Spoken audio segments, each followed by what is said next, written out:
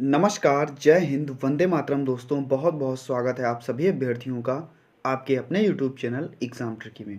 दोस्तों आज इस वीडियो में थेरेपी का आपका यूनिट 1 से लेकर के और यूनिट 5 तक का रिवीजन आपको कराया जाएगा।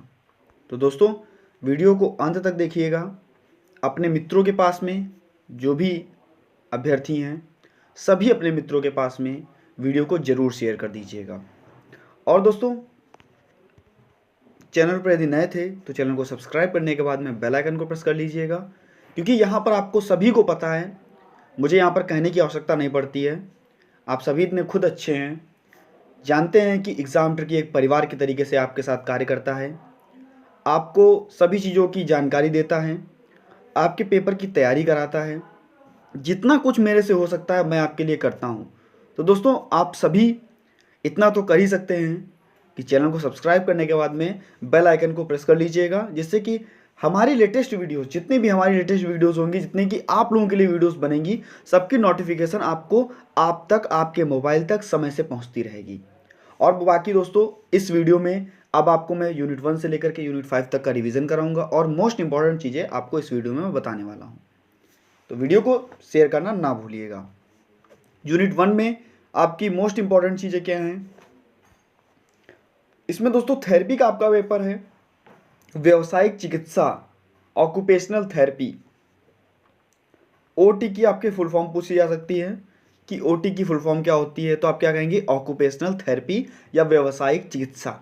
तो थोड़ा सा हम अगर व्यवसायिक चिकित्सा के बारे में जान लेते हैं तो दोस्तों इसका अगर हम भारत में सबसे पहले सर्वप्रथम अगर बात करें तो किंग एडवर्ड मेमोरियल अस्पताल में इसको शुरू किया गया। चीज़ों को केवल सुनिएगा, बाकी आप सभी ने तैयारी कर ली होगी और अंतिम पेपर आप सभी का है। और दोस्तों यह व्यावसायिक चिकित्सा किसके लिए? मानसिक बीमारी वाले बच्चों के लिए या मानसिक बीमारी वाले लोगों के लिए, क्षय रोग के लिए, कुष्ठ रोग के लिए, इन सभी रोगों के लिए दी जाती है व्यावसायिक चिकित्सा। एलिजाबेथ क्वेकर का नाम आता है, तो इन्होंने दोस्तों सर्वप्रथम इसका प्रचार प्रसार किया था। इसका दोस्तों प्रचार प्रसार की अगर बात करें हम तो दोस्तों नाम आता है एलिजाबेथ क्वेकर का 1952 में।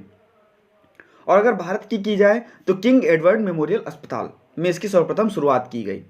धीरे धीरे यह चिकित्सा क्या हुआ, शारीरिक और मनोवैज्ञानिक आघातों से पीड़ित जो व्यक्ति हैं उनके लिए लाई जाने लगी और दोस्तों सभी को यह थेरेपी दी जाने लगी। इसका दूसरा नाम डायवर्जन थेरेपी भी कहा जाता है।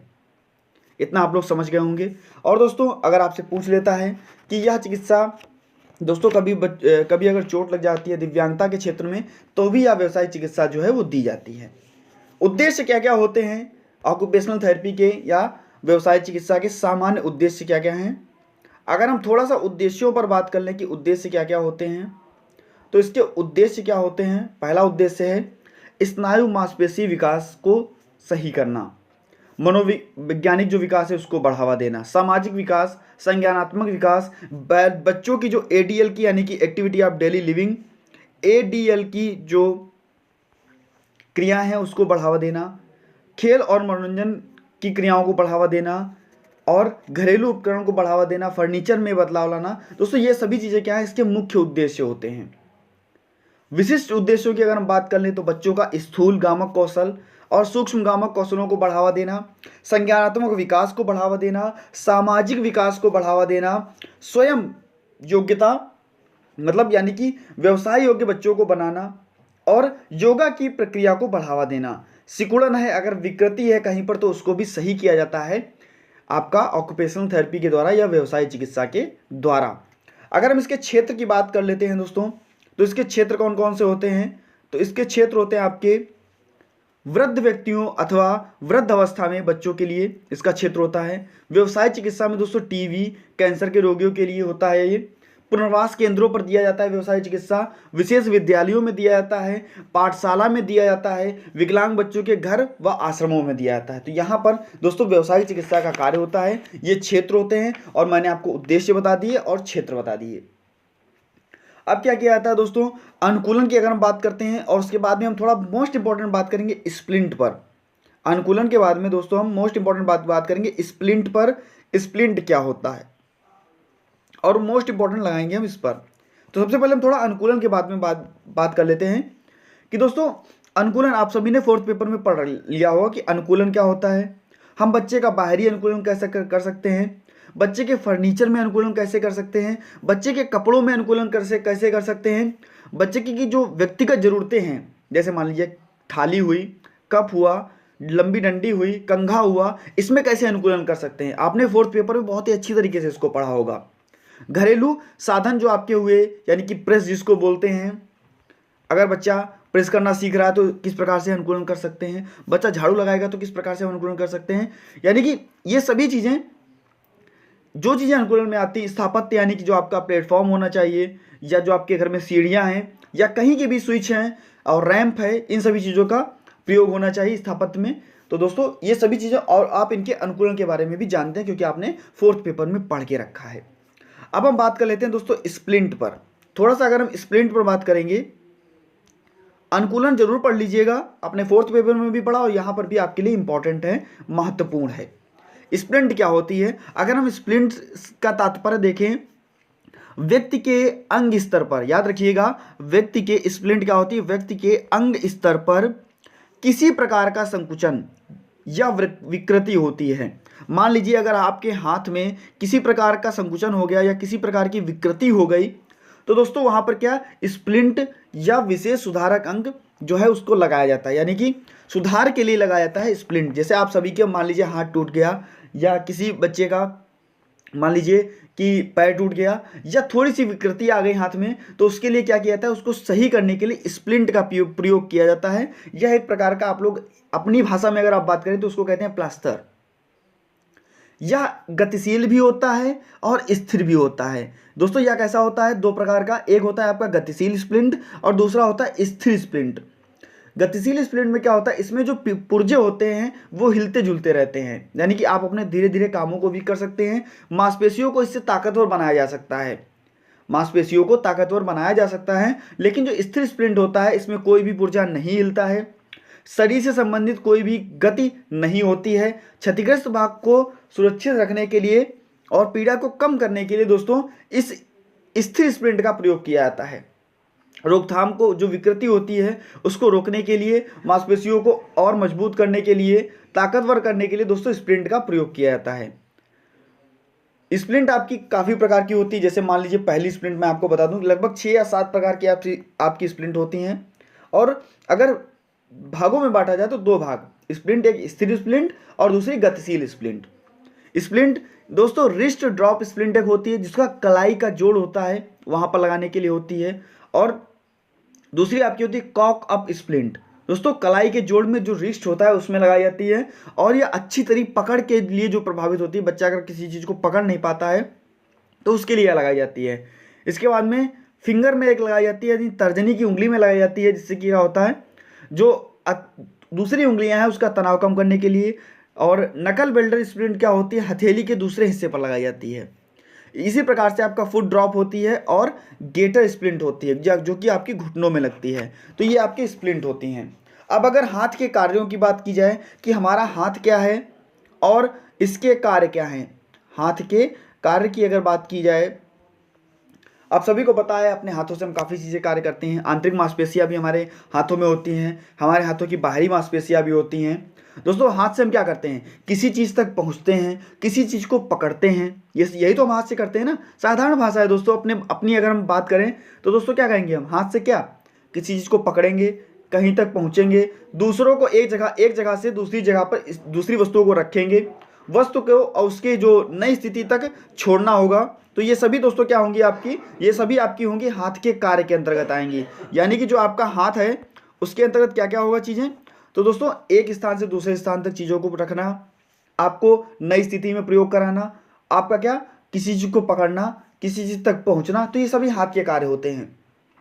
कह सकते हैं कि हमारे आसपास की जितनी भी चीज़ें होती हैं उनको हम हाथों से उठा करके इधर से उधर रख सकते हैं, जितनी की हाथों में हमारी क्षमता होती है।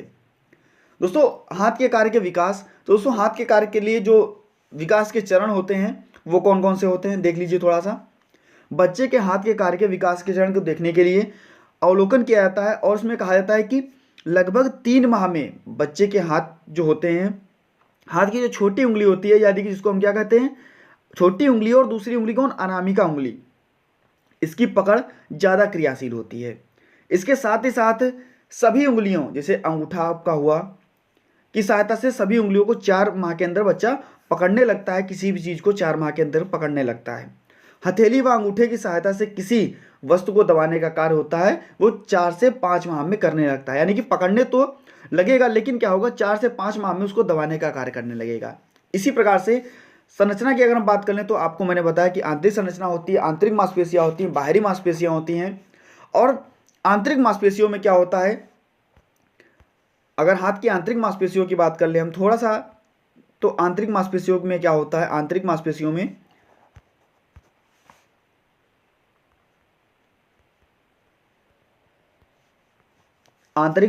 क्या होता है, हाथ की आंतरिक मांसपेशियां संपूर्णतः हाथ में होती हैं। इस मांसपेशियों में जो दोनों छोर होते हैं वो हाथ में ही रहते हैं। और बाहरी क्या होती है, बाहरी मांसपेशियों की अगर बात की जाए तो हाथ की बाहरी मांसपेशियां अस्थि बंद होती हैं। यह स्थिति बंद जोड़ों को इकट्ठा रखती हैं और जिसके कारण हाथ को कई बाहरी तथा जोरदार कार्य होते हैं। इसमें क्या होता है, तब यह जो जोड़ बने होते हैं ये बाहरी संरचना के कारण ही बने होते हैं। अगर हाथ की बात करें तो दोस्तों इसमें अस्थियां होती है, मेटाकार्पल अस्थियां होती है, कर्पल अस्थियां होती हैं, यानी कि जिसको हम कर्पल अस्थियां क्या होती है, कलाई की अस्थियां जिसको हम बोलते हैं। और फ्रेलियन अस्थियां होती है, एक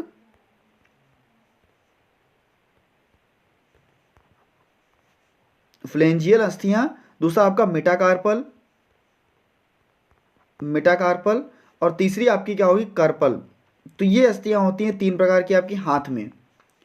और हाथ से क्या हम गोलाकार पकड़ को, गेंद या सेव को पकड़ते हैं तो क्या गोलाकार पकड़ होती है। हाथ के प्रकारों की अगर बात करें, पकड़ के प्रकारों की अगर हम बात करें, अगर हम पकड़ के प्रकारों की बात कर लें तो उसमें कितने प्रकार की पकड़ होती है, तो एक होती है आपकी गोलाकार पकड़, जहां पर आप क्या करते हैं, सेव को, गेंद को, इन सभी चीज़ों को पकड़ते हैं। एक होती है आपकी दंड गोलाकार पकड़। क्या दोस्तों, दंड गोलाकार पकड़। इसमें क्या होता है दोस्तों, इसमें भी गोल आकृतियां पकड़ी जाती हैं। और जो होता है इसमें जैसे नली, दंड गोलाकार, जैसे आपके घर में बेलन, इन सभी चीज़ों को पकड़ने के लिए। और दोस्तों आपकी कांटे की पकड़, कांटे की पकड़ में क्या होता है, हुक, जिसको हम बोलते हैं हुक जो आपकी ग्रेस्प होती है। तो इसमें क्या होता है, इसमें होता है आपका किसी भी चीज़ को उठाना, जैसे उंगलियों के माध्यम से अपने किसी भी चीज़ को उठाना, या हुक के माध्यम से किसी भी चीज़ को उठाना कह सकते हैं। इस पकड़ में उंगलियों पर जोर से मुड़कर जैसे कांटे जो होते हैं वो बना करके उसको पकड़ सकते हैं। ओपोनेंस पकड़ क्या होता है, ओपोनेंस आप घर में कटोरा पकड़ते होंगे, घर में आप प्याले को पकड़ते होंगे और नीचे से जब आप ऐसे करके पकड़ते होंगे तो क्या वो ओपोनेंस पकड़ कहलाती है।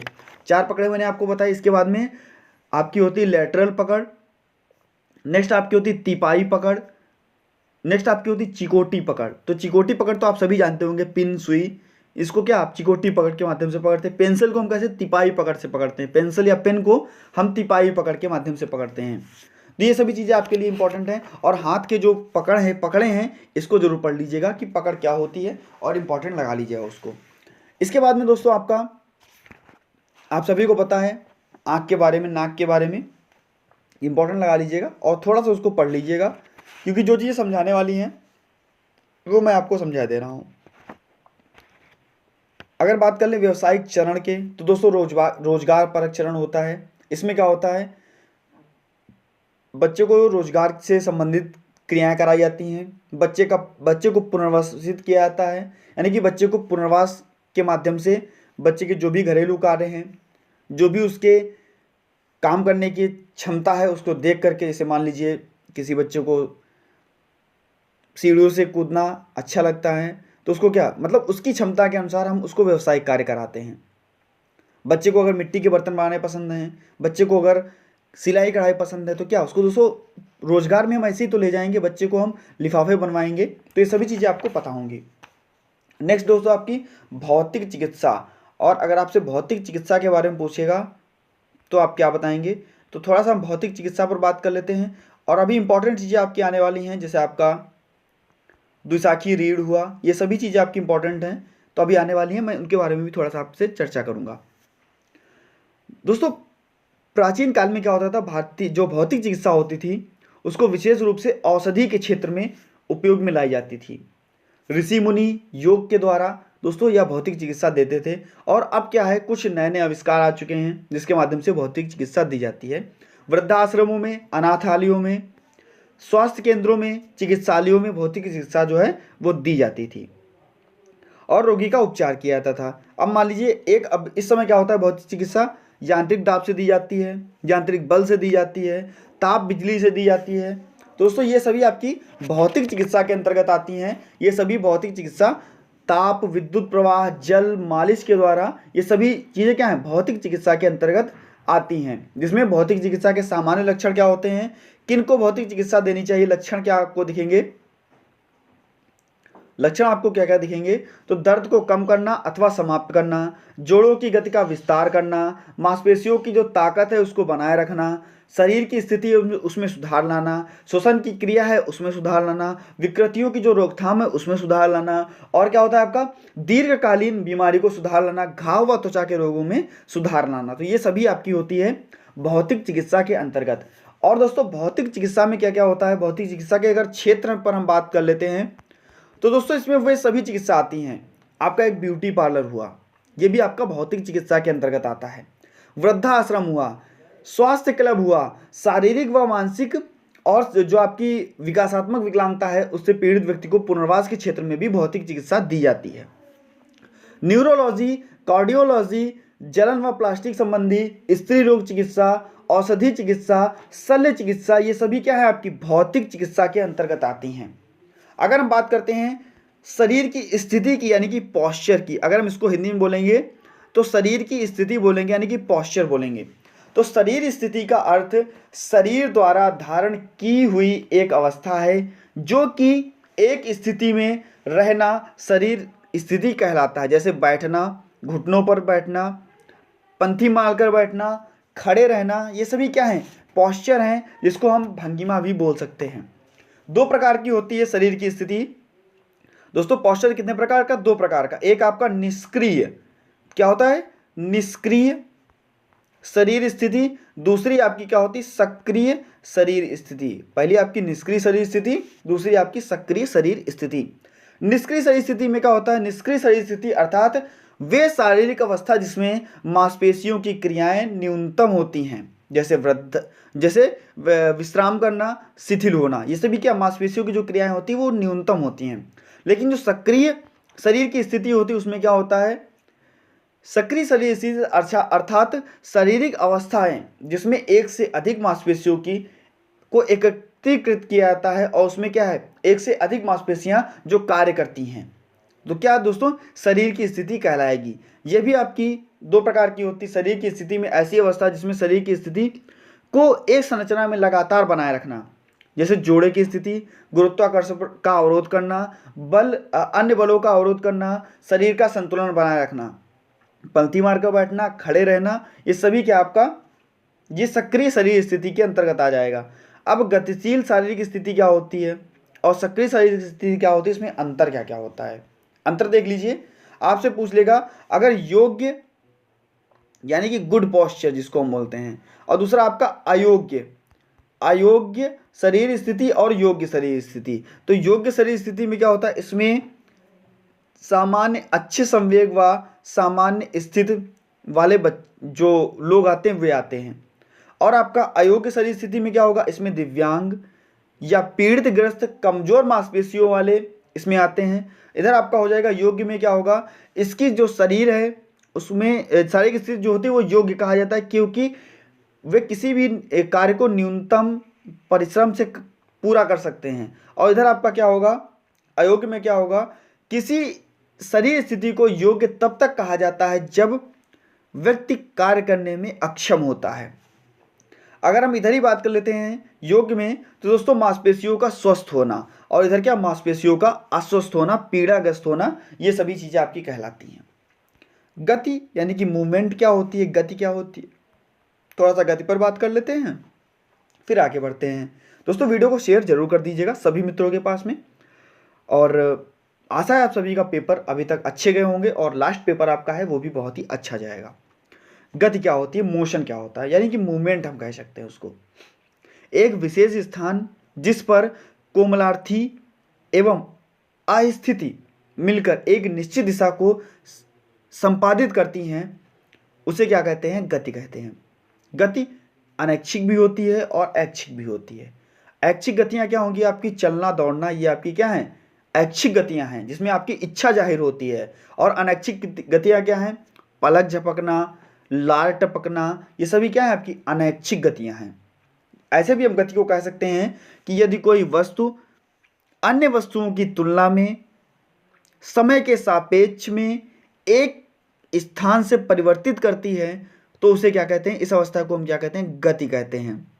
सामान्य शब्दों में अगर हम बात कर लें कि वस्तु की स्थिति में परिवर्तन क्या कहलाता है? गति कहलाता है। अब आप लोग समझ गए होंगे, वस्तु की स्थिति में परिवर्तन को हम क्या कहते हैं? गति कहते हैं। अब तो आप बिल्कुल समझ गए होंगे, अब आपको यहाँ पर बताने की जरूरत नहीं है।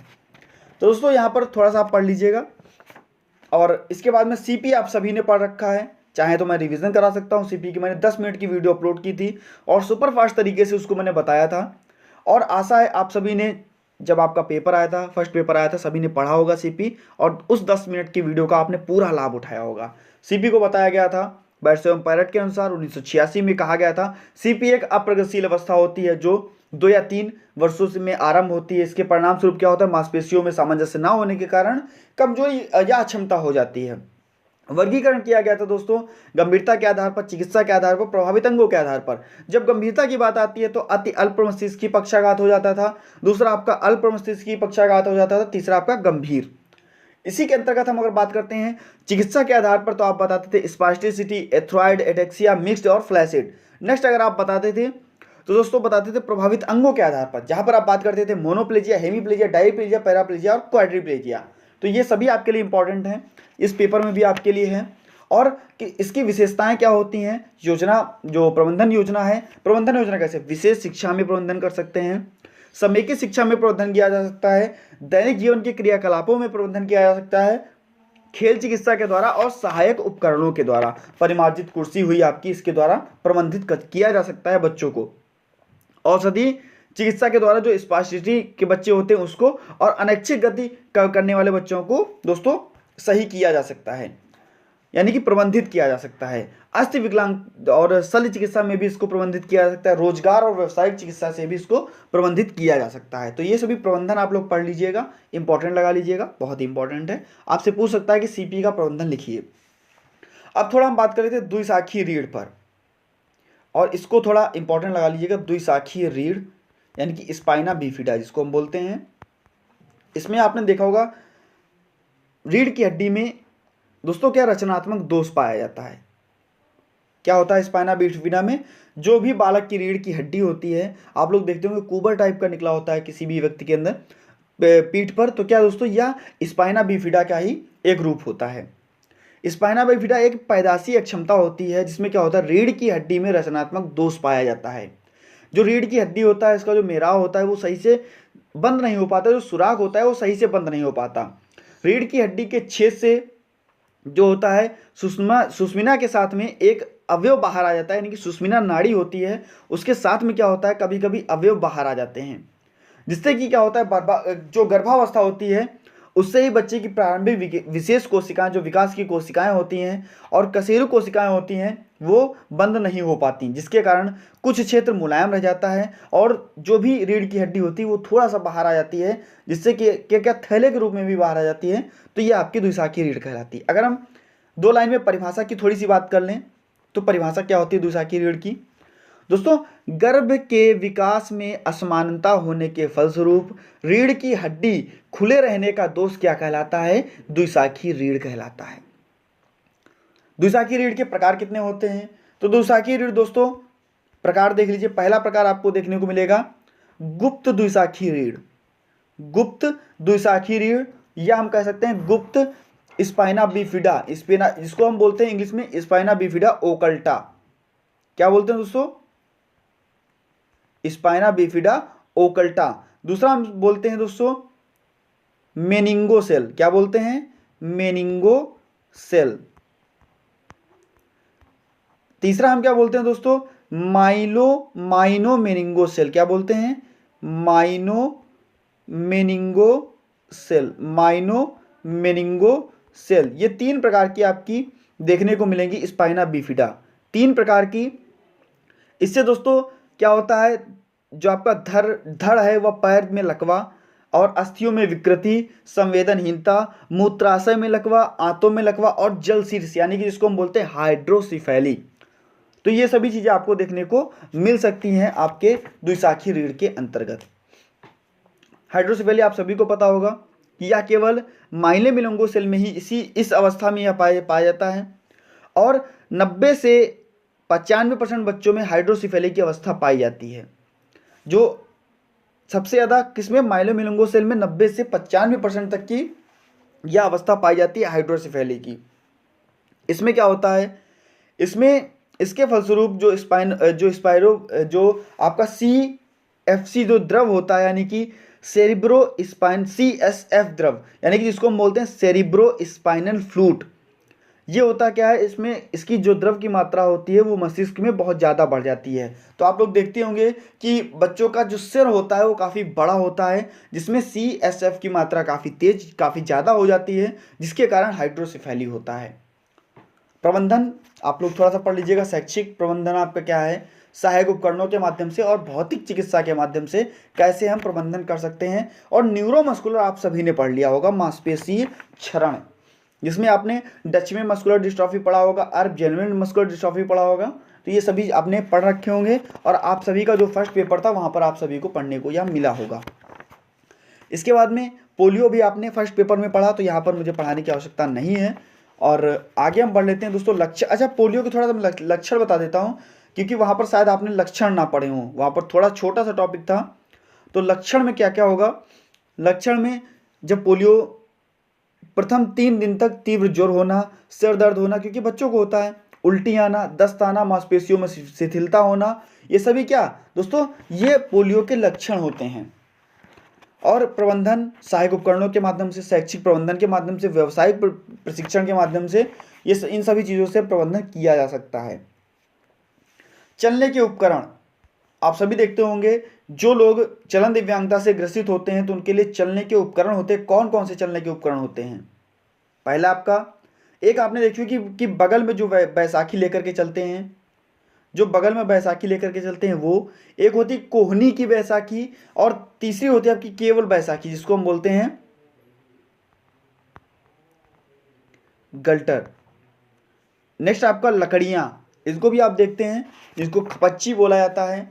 और आपका फ्रेम होता है, चौखट होता है जिसको पकड़ के व्यक्ति चलता है। और आपका एक इसी प्रकार से एक ब्रेसिंग होता है जिसमें जिसमें व्यक्तियों को चलने के लिए सहायक होता है। विकृति क्या होती है, अब हम बात कर लेते हैं थोड़ी सी विकृति पर कि विकृति क्या होती है। बहुत ही छोटे छोटे टॉपिक में लेकर के चल रहा हूँ आप सभी के लिए, और इम्पॉर्टेंट टॉपिक है, ये सभी इंपॉर्टेंट टॉपिक हैं। और मोस्ट इंपॉर्टेंट टॉपिक अभी आपका बाकी है, जो कि आपको 5th यूनिट में देखने को मिलेगा। आपका 5th यूनिट मोस्ट इंपॉर्टेंट लगा लीजिएगा, और यूनिट 4 भी आपके लिए बहुत ही इंपॉर्टेंट है। कौन कौन सी चीज़ इंपॉर्टेंट है आपको मैं अभी बताऊँगा। दोस्तों विकृति एक ऐसी स्थायी स्थिति है जिसमें अस्थि या जोड़ में क्या होता है, रचना जो होती है वो असामान्य होती हैं, जिसका परिणाम स्वरूप जोड़ में गति के विस्तार पर प्रभाव पड़ता है। घुटने में और कंधे इत्यादि में दोस्तों यह विकृति देखने को मिलती है। विकृति ऊपरी अंगों में भी देखने को मिलती है और निचले अंगों में भी विकृति देखने को मिलती है। ऊपरी अंगों में कोहनी में हुआ, आपका कंधे में हुआ, और इसी प्रकार से जो निचले अंग हुए इनमें क्या हुआ, आपका घुटना हुआ, इन सभी चीज़ों में विकृति देखने को मिलती है। ऊपरी अंग की विकृति क्या होती है, विस्ट ड्रॉप, जिसमें कोहनी और कलाई की विकृति आती हैं। स्वान नेक, इसमें क्या होता है, हाथ की उंगलियां आती जो टेढ़ी हो जाती हैं। इसी प्रकार से आपको विकृतियां देखने को मिलेंगी। थोड़ा सा पढ़ लेंगे आप विकृति के बारे में, आप समझ जाएंगे। विद्युत चिकित्सा, मोम चिकित्सा के द्वारा, सीजर गेट मोम चिकित्सा क्या होती है, इसमें मोम थेरेपी इसको हम बोलते हैं। मांसपेशियों में अगर दर्द कम करना है तो उसका उपयोग किया जाता है। और इसी प्रकार से आपके जो गेट होंगे, अगर हम चाल प्रशिक्षण की बात कर लेते हैं, इंपॉर्टेंट लगाइएगा, चाल प्रशिक्षण थेरेपी के बारे में आप थोड़ा पढ़ लीजिएगा। चाल प्रशिक्षण क्या होता है, इंपॉर्टेंट लगाइएगा सभी। रोगी को उसकी गामक विकलांगता की सीमाओं में रहकर चलने के लिए प्रशिक्षण देना क्या कहलाता है, चाल प्रशिक्षण। चलने की स्थिति क्या होती है, चलने के कौशल में दोनों टांगों की एक के बाद में एक ऐसी क्रिया का अंतर भाव है। प्रत्येक टांग एक के बाद एक करके दोनों विभिन्न स्थितियों से गुजरती हैं। जैसे आपकी सहायक स्थिति क्या होती है, इस स्थिति को आधारभूत स्थिति भी कहते हैं, और यह तीन प्रकार की आप होती है। आप एक होती है पुश, दूसरी होती है पुश ऑफ, तीसरी होती है आपकी हल कंटेक्ट। दोस्तों ये आपकी होती हैं चलने की स्थिति में सहायक स्थितियाँ। इसके बाद में असमान स्थिति, असमान स्थिति में आपका सीजर गेट आएगा। उसके बाद में आपका हेमीप्लेजिक गेट आएगा और डाईप्लेजिक गेट आएगा। तो दोस्तों सीजर गेट में क्या होता है, यह चाल स्पास्टिस जो क्वाड्रिप्लेजिया होती होने के वाले व्यक्तियों के लिए होती है, स्पास्टिक क्वाड्रिप्लेजिया होने वाले व्यक्तियों के लिए होती है। इस चाल में दोनों टांगें या दूसरे पर तिरछी रहती हैं। जांघों में होने के कारण ये क्या होता है, इसकी जो मांसपेशियां होती हैं स्पास्टिसिटी होने के कारण ऐसा हो जाता है। दूसरी आपकी हेमीप्लेजिक में क्या होगा, ये आप लोग थोड़ा सा पढ़ लीजिएगा। और डायप्लेजिक में, इसमें क्या होता है, लगभग में आपको चलने में भद्दापन महसूस होता है। उसके बाद में आपका सफरिंग गेट, लिमिटेड गेट और ब्रॉड बेस्ड गेट। तो ये सभी चीज़ें आप पढ़ लीजिएगा। मैंने आपको 6 प्रकार यहाँ पर बता दिए। संप्रेषण क्या होता है, मौखिक संप्रेषण और अमौखिक संप्रेषण क्या होता है। संप्रेषण सबसे पहले जान लीजिए कि संप्रेषण क्या होता है, आप सभी ने पहले से पढ़ रखा होगा। संप्रेषण, प्रत्येक जीव प्राणी अपने विचारों को अभिव्यक्त करने के लिए किसका सहारा लेता है, संप्रेषण का सहारा लेता है। जैसे कुत्ता क्या करता है, अपनी पूंछ को हिलाता है, भौंकता है, इससे संप्रेषण करता है। जो आपकी देखते होंगे आप लोग चींटियां, तो वो कैसे गंध के द्वारा संप्रेषण करती हैं। प्रत्येक व्यक्ति संप्रेषण करता है।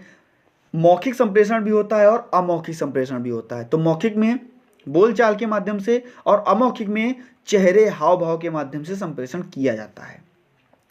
वाक स्पीच क्या होता है, स्पीच के बारे में, भाषा। तो ये सभी चीज़ें आप लोग थोड़ा थोड़ा पढ़ लीजिएगा, आपका पूरा हो जाएगा। मोस्ट इम्पॉर्टेंट आपका लगाइएगा और इसको स्वयं से पढ़िएगा, तभी आपको समझ में आएगा। एक आपका हुआ स्वनिम विज्ञान, जिसमें बात की जाती है स्वनिमों की। स्वनिम विज्ञान एक आपका होता है जिसको हम बोलते हैं फोनोलॉजी। दूसरा आपका होता है वाक्य विन्यास, ये इंपॉर्टेंट लगाइएगा, वाक्य विन्यास। तीसरा आपका होता है अर्थ विज्ञान, क्या दोस्तों, अर्थ विज्ञान। और चौथा आपका होता है अर्थ क्रिया विज्ञान, यानी कि फोनोलॉजी, सेंट्रेक्स, सेमेंट्रेक्स और प्रैग्मेटिज्म। तो दोस्तों फोनोलॉजी यह एक जन्मजात वक्ता द्वारा व्यक्त किया जाता है। स्वनिम भंडार कौन सा है, कैसे उत्पन्न किया जाता है, इससे संबंधित होता है। और दोस्तों हर भाषा के कुछ सामान्य स्वनिम होते हैं। जैसे अंग्रेजी में आपके 43 स्वनिम होते हैं, तेलुगु में आपके 47 स्वनिम होते हैं। और इसी प्रकार से अगर हम सेंटेक्स की थोड़ी यानी कि वाक्य विन्यास की थोड़ी सी बात कर लें, तो अगर हम बात करते हैं एग्जाम्पल की यानी कि उदाहरण की, तो दोस्तों कुत्ते पर जो विश्वसनीय जानवर आप सभी को पता है, यह वाक्य विन्यास के नियमानुसार स्वीकृति है। लेकिन जानवर कुत्ता विश्वसनीय है, यह अविश्वसनीय है। जिसमें हम देखते हैं रिदम, लय, ताल, छंद विन्यास को भी देखा जाता है।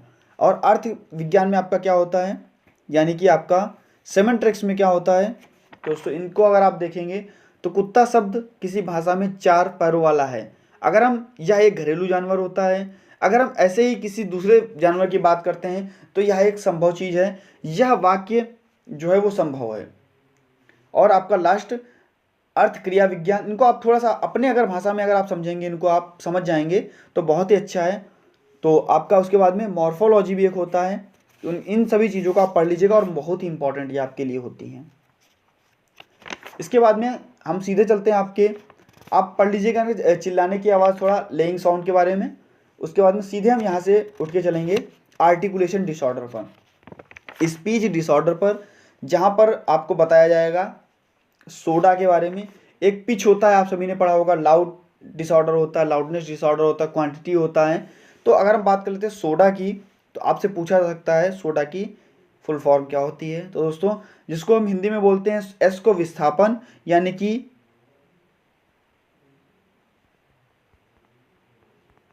सब्स्टिट्यूशन। और नेक्स्ट आपका नीचे क्या होता है, ओमिज्म, जिसको हम बोलते हैं भूल जाना। नेक्स्ट हम बोलते हैं विलुप्त कर देना या डिस्टॉर्शन, डिस्टॉर्शन। और नेक्स्ट आपका होता है एडिशन, जिसको हम बोलते हैं अलग से जोड़ लेना। यानी कि अगर हम कमल बोलते हैं तो उसमें कमला अगर हम लगा देते हैं तो उसको क्या हमने अलग से जोड़ लिया, कमल शब्द को हमने क्या बना दिया, कमला बना दिया। फ्लुएंसी डिसऑर्डर यानी कि प्रवाह विकार, इसमें क्या होता है, जैसे कभी कभी क्या होता है हम हकलाने लगते हैं, इसमें बच्चों से संबंधित जो संबंधित बोलने की समस्या होती है उसमें रुकावट आती है। कुछ देर के लिए क्या होता है बच्चा उस शब्द पर रुक जाता है, जैसे आपका स्कूटर। तो दोस्तों जो ये समय बीच में लग गया उसमें बच्चा हकला गया तो ये क्या आपका हो जाएगा, फ्लुएंसी यानी कि प्रवाह विकार के अंतर्गत आ जाएगा। इसके अंतर्गत नॉन फ्लुएंसी डिसऑर्डर, और उसके बाद में आपके हकलाने की बात आएगी, तुतलाने की बात आएगी, यानी कल्टरिंग की बात आएगी। इसमें बात आती है लय की बात आती है, तो इंपॉर्टेंट आपके लिए है। और मैंने आपको जो चीज़ इंपॉर्टेंट थी उसके बाद में संप्रेषण देख लीजिएगा, कविता, संगीत, बातचीत, अमौखिक संप्रेषण आपका, संकेत हाव भाव के, विद्युत संप्रेषण आपका, बादल के गरजने का संप्रेषण, रासायनिक संप्रेषण चींटियों के द्वारा किया जाता है। तो आप इन संप्रेषणों को पढ़ लेंगे। यूनिट 4 आपकी वाक चिकित्सा, और मोस्ट इंपॉर्टेंट लगाइएगा यूनिट 4 पर, जो कि आपके लिए बहुत ही इंपॉर्टेंट है। पजल, पिक्चर, वाक चिकित्सा के उपकरण क्या होते हैं, पजल के द्वारा, पिक्चर के द्वारा, ब्लॉक टेस्ट के द्वारा, और खिलौने का सेट, ये सभी क्या होते हैं आपके वाक चिकित्सा के अंतर्गत आते हैं। परिभाषा क्या होती है, वाक चिकित्सा वह चिकित्सा है जिसके अंतर्गत बच्चे की भाषा में सुधार किया जाता है, बच्चे की भाषा में सुधार किया जाता है। वाक चिकित्सा के अंतर्गत बच्चों को ग्रहणशील कौशल, जिसमें हम बात करते हैं ऑब्जेक्ट मैचिंग की, और मैच ऑब्जेक्ट से ऑब्जेक्ट को मैच कराते हैं, ऑब्जेक्ट से पिक्चर को मैच कराते हैं, पिक्चर से पिक्चर को मैच कराते हैं, और ऑब्जेक्ट से पिक्चर को मैच कराते हैं। तो इतनी चीज़ें आप लोग समझ गए होंगे, मिलान तो आप सभी ने कराया होगा। और इसके बाद में आपका अभिव्यक्ति कौशल, जिसमें आती है आपकी मॉडलिंग और पैरेलल टास्क और सेल्फ टास्क, ये 3 चीज़ें आती हैं। मॉडलिंग आप सभी को पता है कि प्रतिरूपण जिसको हम बोलते हैं। पैरेलल टास्क क्या होता है, इस तकनीक पैरेलल टास्क क्या होता है दोस्तों, पैरेलल टास्क क्या होता है थोड़ा सा सुन लीजिए। इस तकनीक में बच्चे के समांतर या पैरेलल बैठकर उसे खड़े होने की स्थिति, उसे बोलने की स्थिति दोस्तों बताई जाती है। सेल्फ टास्क में क्या होता है, बच्चा स्वयं से करता है, जो भी एक्टिविटी होगी बच्चा स्वयं से करेगा। लेकिन पैरेलल टास्क में क्या होगा, उसके सामने हम खड़े होकर चीज़ों को बताते हैं। और मॉडलिंग आप सभी को पता है, इंपॉर्टेंट लगा लीजिएगा AAC, और इसका फुल फॉर्म भी इंपॉर्टेंट है और इसके बारे में आप लोग पढ़ लीजिएगा। यानी कि AAC आर्गुमेंटिव अल्टरनेटिव कम्युनिकेशन, जब कोई बच्चा किसी आवश्यकताओं की पूर्ति के लिए भावनाओं, सोच, दृष्टिकोण को व्यक्त करने के लिए संकेत, फ्लैश कार्ड, चेहरे आदि का प्रयोग किया करता है, तो वो क्या कहलाता है, आपका आर्गुमेंटिव अल्टरनेटिव कम्युनिकेशन कहलाता है। किस माध्यम से किया जाता है, ये सभी चीज़ें आप पढ़ेंगे। जैसे आपका अमेरिकन साइन लैंग्वेज हुआ, ब्रिटिश साइन लैंग्वेज हुआ, इंडियन साइन लैंग्वेज हुआ, तो ये सभी चीज़ें आप पढ़ लीजिएगा और इंपॉर्टेंट लगा लीजिएगा। इसके बाद में दोस्तों टीचिंग एड्स, टीचिंग एड्स अगर आप बात करते हैं तो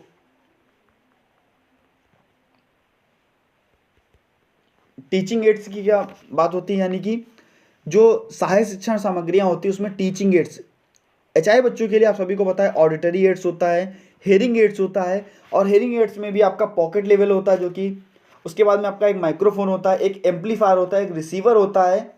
और अगर हम बात करते हैं रिसीवर कितने प्रकार का, 2 प्रकार का, एक आपका एयर कैनाल और दूसरा आपका बोन कैनाल। दोस्तों एयर कैनाल क्या होता है, इसमें यंत्र को विशेषकर जो व्यक्ति होता है उसको पॉकेट में रखकर श्रवण यंत्र को क्योंकि ये लोग शर्म महसूस करते थे तो क्या होता था, इसमें पॉकेट वाला एक यंत्र बनाया गया। और इन द कैनाल में क्या होता है, इसमें कान की नली में इसको नली के अंदर ही डाल देते हैं, जिससे कि क्या होता है, श्रवण दोष होता है वो कम हो जाता है। संगीत, आप सभी संगीत की परिभाषा पर अगर हम बात कर लेते हैं, बाकी आप संगीत के बारे में सभी जानते हैं कि जहाँ पर सुर होता है, लय होता है, ताल होती है, क्या दोस्तों, संगीत कहलाता है। अगर मैं छोटे शब्दों में बात करूँ, यह भी एक प्रकार की कला होती है जो क्या होता है, सुंदरता को ही बिखेरती है। जैसे शिल्पकार क्या होता है, पत्थर को अच्छा कर देता है, वैसे क्या व्यक्ति क्या होता है, संगीत के माध्यम से अपना जो समाज है और जो आप आसपास के जो व्यक्ति हैं अपनी भाषा से, अपनी बोली से उसको अच्छा कर देता है, जो उसके भाव हैं उसको प्रकट करता है संगीत के माध्यम से। यह एक प्रकार की शिक्षा है जो संगीत से संबंधित होती है, लेकिन इसका उद्देश्य क्या होता है, व्यक्तिगत विकास करना, बच्चे का व्यक्तिगत विकास करना। लक्ष्य क्या होता है, जो बच्चे संगीत प्रिय नहीं होते उनका क्या, वो तनावग्रस्त थोड़ा रहते हैं, लेकिन जो संगीत प्रिय होते हैं, जो संगीत के माध्यम से चीज़ों को सीखते हैं, तो वो अच्छे रहते हैं। सांकेतिक भाषा और इसका दोस्तों प्रचार प्रसार, आप लोग चिकित्सा का प्रसार या प्रचार पढ़ लीजिएगा। योगा चिकित्सा क्या होती है, योगा चिकित्सा का अर्थ क्या होता है, इंपॉर्टेंट लगा लीजिएगा। योगा चिकित्सा, जहाँ पर योगा कैसे यम नियम आसान प्राणायाम प्रत्याहार और धारणा ध्यान समाधि की बात की जाती है, योगा में बदलाव की परिभाषा क्या होती है। महर्षि पतंजलि ने क्या कहा था, महर्षि पतंजलि ने योग सूत्र में योग को परिभाषित करते हुए कहा था कि चिंता मन के ऊपर नियंत्रण पाने का लाभ भी होता है। यानी कि जो आपकी सॉरी दोस्तों, परिभाषा क्या है, चित्त मन के ऊपर नियंत्रण पाने का लाभ क्या होता है दोस्तों, इसकी परिभाषा बताई महर्षि पतंजलि ने। और बौद्ध जी ने कहा, क्या कहा, कुशल चित्त यानी कि मन की एकाग्रता ही योग है। कुशल मन की एकाग्रता ही योग है। योग के उद्देश्य क्या होते हैं, थोड़ा सा आप अगर पढ़ेंगे तो आपके लिए बहुत। खेल क्या होता है, खेल क्या होता है, मैंने आपको खेल के बारे में अगर हम बात कर लें तो क्रो एंड क्रो की बात करते हैं, क्रो एंड क्रो की। तो खेल वह है जिसमें व्यक्ति उस समय तक व्यस्त रहता है जब तक कार्य को करना चाहता है। विशेषताएं क्या होती हैं, स्फूर्ति पैदा करता है, शारीरिक और मानसिक क्रियाओं को बढ़ाता है और संवेगात्मक विकास करता है, नैतिक विकास करता है और मानसिक विकास करता है, शारीरिक विकास करता है, चिकित्सा का मूल्य को का विकास करता है, रचनात्मक गतिविधियों का विकास करता है। तो ये सभी आपके खेल। और डांस के अंतर्गत क्या क्या होता है, डांस के अंतर्गत आपका शारीरिक स्वास्थ्य सही रहता है। और डांस में क्या होता है आपका, जब बच्चा डांस करता है तो क्या करता है, यह भी एक प्रकार की थेरेपी है। इसमें क्या होता है, लचीलापन रहता है बच्चों के शरीर में और चिंता कम रहती है, सामाजिकरण को बढ़ावा मिलता है, वजन कम रहता है। ये सभी चीज़ें आपकी डांस के अंतर्गत आ जाएंगी।